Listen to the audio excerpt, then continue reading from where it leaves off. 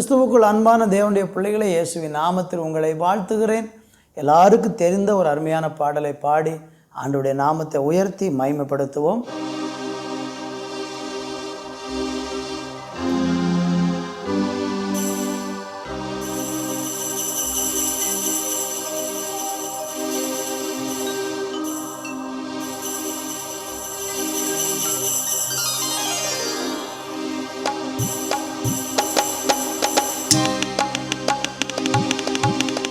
இஸ்ரவேலே பயப்படாதே, நானே உன் தேவன்.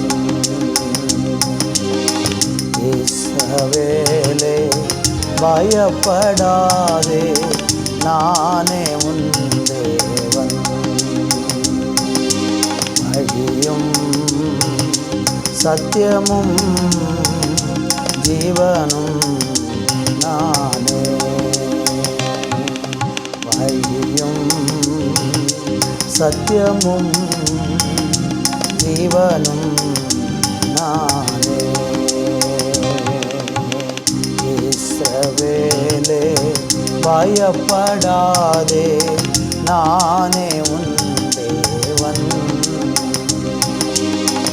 உன்னை நானே தெரிந்து கொண்டேனே மகனே, மகளே. உன்னை நானே தெரிந்து கொண்டேனே, உன் பேர் சொல்லி நான் அழைத்தேனே. உன் பேர் சொல்லி நான் அழைத்தேனே. ஒருபோதும் நான் கைவிட மாட்டேன், கைவிட மாட்டேன். ஒருபோதும் நான் கைவிட மாட்டேன், கைவிட மாட்டேன். சத்தியமும் ஜீவனும் நானே.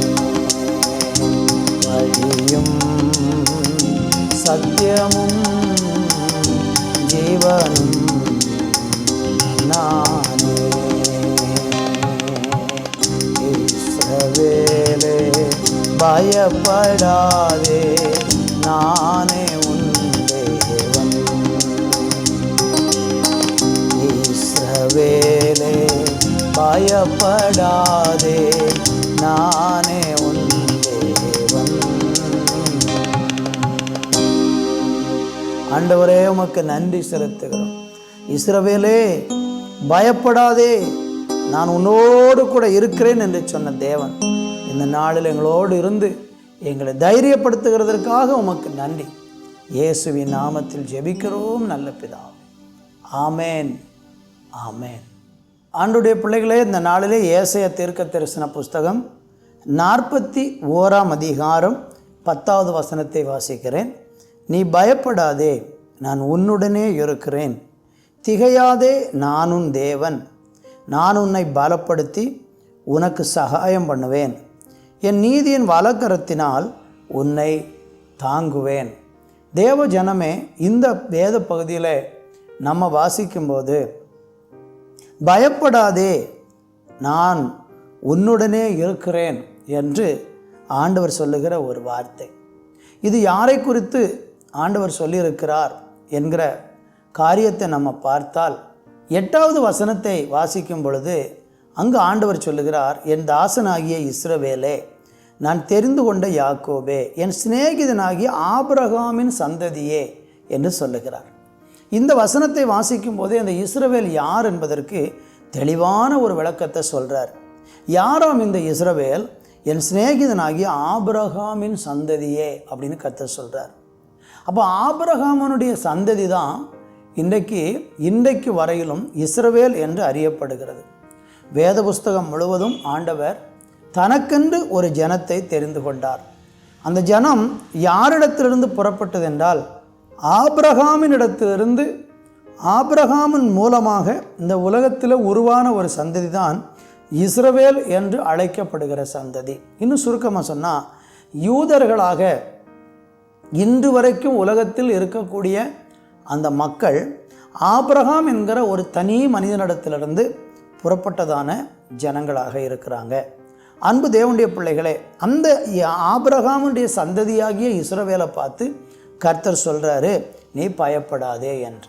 அப்போ ஒருவேளை இந்த வசனத்தை படிக்கும்பொழுது நம்ம நினைக்கலாம், அப்போ ஆபிரகாமுடைய சந்ததிக்கு மாத்திரம்தான் இந்த வாக்குத்தத்தம் சொல்லப்பட்டிருக்கிறதா, எங்களுக்கு இல்லையா என்று நீங்கள் நினைக்கலாம். கலாத்தியருக்கு எழுதின நிருபம் 33ஆம் அதிகாரம் 29வது வசனத்தை வாசித்து பாருங்க.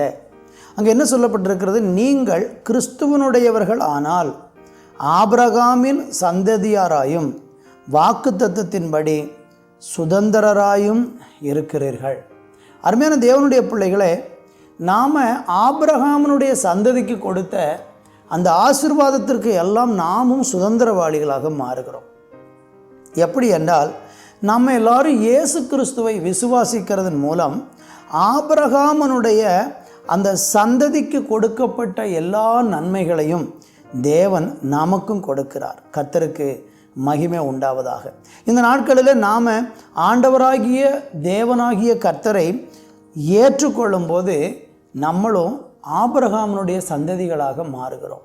அப்படின்னா நம்ம யூதர்களாக மாறுகிறோம் என்று அர்த்தம் இல்லை. எந்த அடிப்படையில் நம்ம ஆபிரகாமுடைய சந்ததிகளாக மாறுகிறோம் என்றால், ஆபிரகாம் தேவனை விசுவாசித்தான், அது தேவனுடைய பார்வையில் நீதியாக எண்ணப்பட்டது. அப்படியானால் நீங்களும் நானும் இயேசு கிறிஸ்துவை விசுவாசிக்கிறதின் மூலம் அந்த ஆபிரகாம் விசுவாசித்து தேவனால் ஆசீர்வதிக்கப்பட்டது போல ஆபிரகாமுக்குரிய எல்லா ஆசீர்வாதங்களையும் தேவனாகிய கர்த்தர் நமக்கும் தர ஆசைப்படுகிறார்.